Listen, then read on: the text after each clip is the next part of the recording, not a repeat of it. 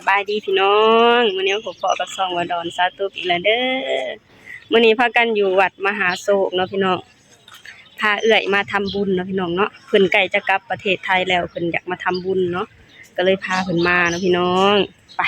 เดี๋ยวเราไปทำบุญกันดีกว่าเอื้อยของสตูคนนี้เพิ่นมักทำบุญเนาะพี่น้องเนาะมักการทำบุญเป็นชีวิตจิตใจเลยเนาะพี่น้องไปทำบุญนำสาธุเด้อ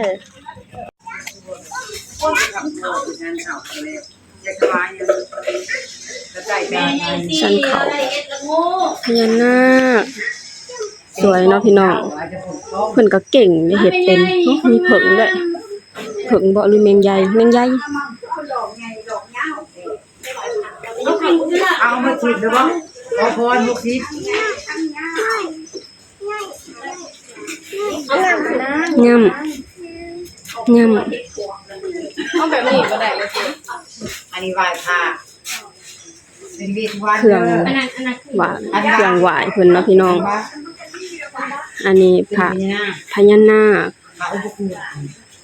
เครื่องไหว้พญานาคเนาะพี่น้องก็สิเป็นรูปพญานาคเนาะพี่น้องเนาะงามพี่น้องเอ้ยมีแต่องค์งามเพิ่นก็เก่งเนาะพี่น้องเนาะ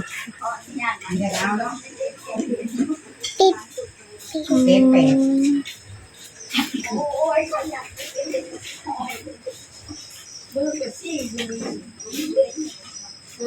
เป็นไงไปเอาหน่อยมาก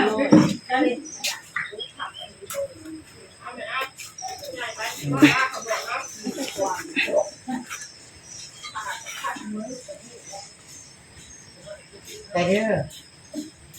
รับไปเลยจะได้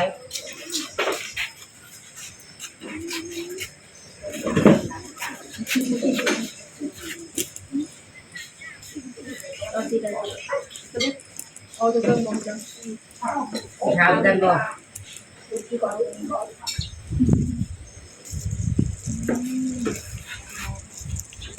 ตุ๊กตาสีขาวเหรอนี่สีขาวนี่สีเล็กกว่าปักถูกตามนั่นแหละเบิ่งมาตามนั่นเลยก็ได้เดี๋ยวกับผู้ใจถามผู้เฒ่าตื่นสีขาวนี่มีความหมายหยังอยากได้เพิ่นก็อยากถือน้องพากันมาขอพรพญานาคเนาะพี่น้องเนาะนี่พญานาคเพิ่นก็เฮ็ดสวยๆย่าคนหน่อยก็สนใจมาทำบุญนำสาธุเด้อพี่น้องเด้อว้าว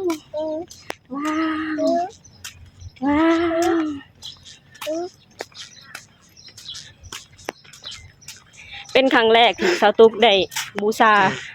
แบบนี้เนาะพี่น้องเนาะส่วนมากสาธุจะเอาแค่ขันหมากเบ้งแล้วก็เอาแค่ธูปเทียนก็พอเนาะพี่น้องเนาะอันนี้เป็นครั้งแรกที่สาธุกันบูชาองค์พญานาคเป็นองค์เลยเนาะพี่น้องเนาะบ้าวท่านคนหน่อยบ้าวไปเดี๋ยวไปบูชานำสาธุเด้อแดดพี่น้องเอ้ยคนเพิ่นกะมักมาบูชาเพิ่นมักมาไหว้มาขอพรเนาะพี่น้องนี่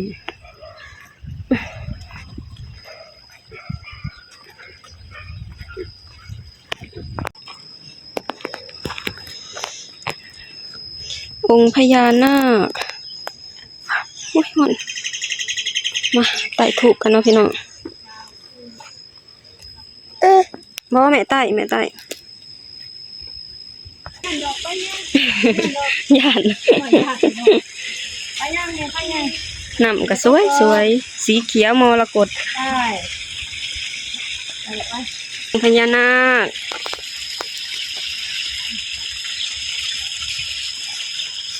เหลืออะไรไทยหน่อย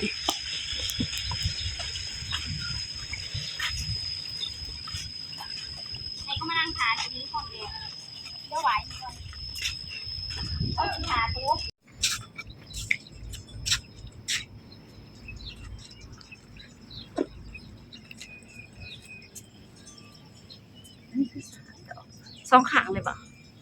บ่ขางเดียวก็ได้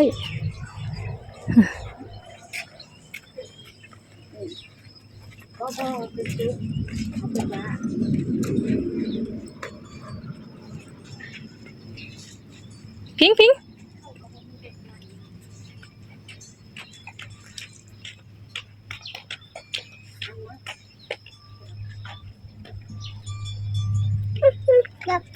อย่าฮักของแม่เด้อ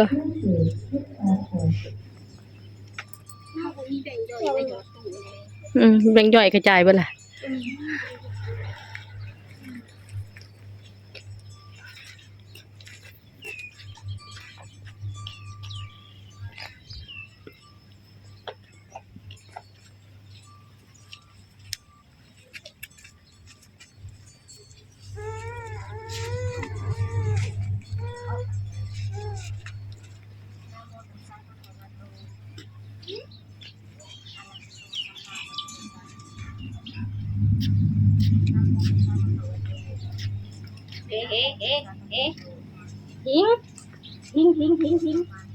อ๋อ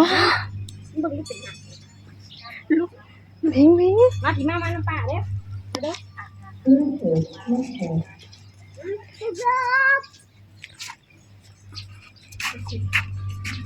มาพี่น้องมาไหว้พระเวสสุวรรณเนาะพี่น้องเนาะ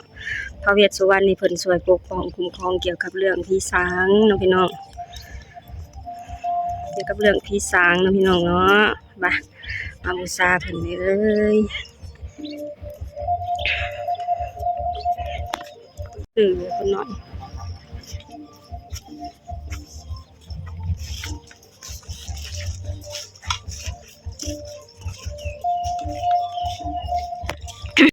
มี3เหลืออีก2องค์ใดผู้น้ำเขาพุ่น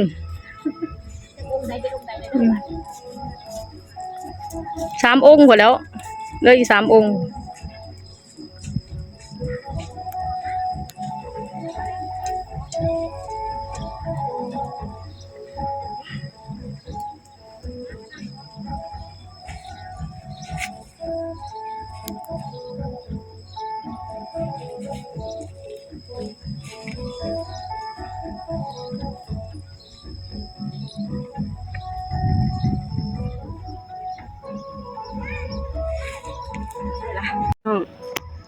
มา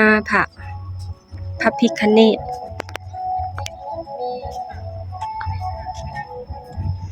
อยู่วัดเพิ่นกำลังสร้างเนาะพี่น้องเนาะมาแต่ละเทื่อกะคอยพัฒนาไปทีละหน่อยเนาะพี่น้องสตุกก็บ่ค่อยได้มาเนาะโดนๆมาได้โดนๆมาเทื่อหนึงเนาะพี่น้องเนาะ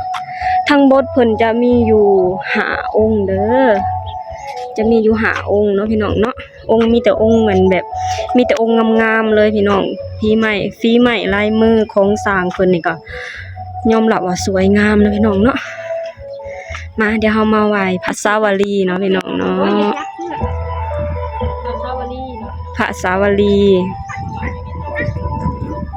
ไฟดับมาเขาไปจุด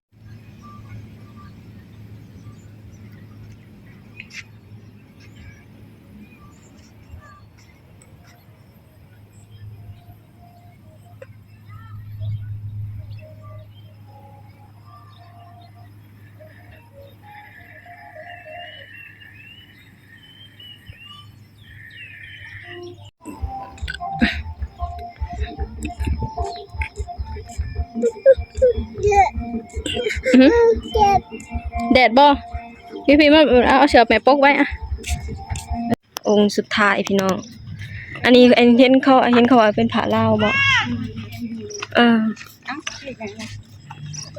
คนหน่อยก็ย่างดอกแดกฮะจักเด้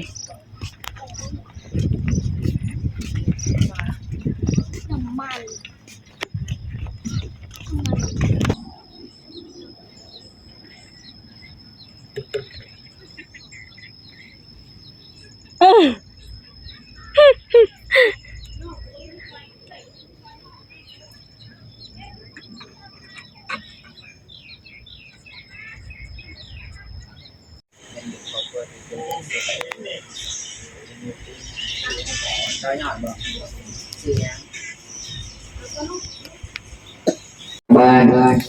โดกิโลนำเป็นกระไดมาต่อยอดต่อบุญต่อกุศลสะพอแม่ครูบาอาจารย์กระซ้าวพันจินาสาธุขอให้อยู่ดีมีแห่งความเพียรจะสู้ได้ความใครจะสู้มีหาเงินได้เก็บเงินอยู่ของเพื่อนอยู่ยังเป็นสุขขอให้หน้าที่การงานลุงเรื่องโกเกาหายพญาโลคาเด้อเอาสาธุ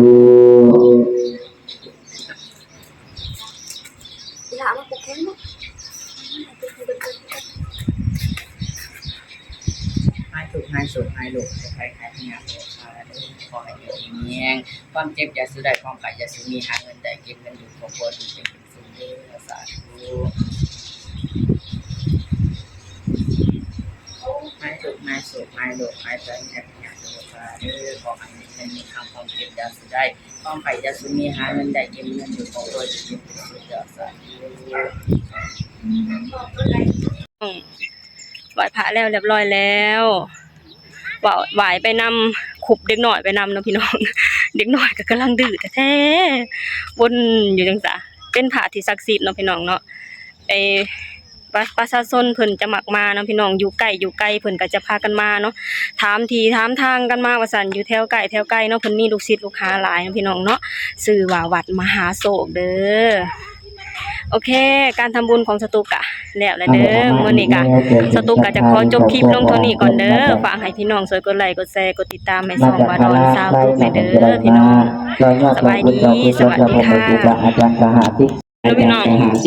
หลังจากทำบุญอากาศร้อนๆแดด ดีมีแห่งความเจ็บอย่าสุดได้ของใครอย่าสุดมีหาเงินได้เก็บเงินอยู่ของพ่อจึงเป็นสุขปรารถนาสิ่งใดก็ขอให้ได้สิ่งนั้นสมความหวังสื่อว่าพ่อแพ้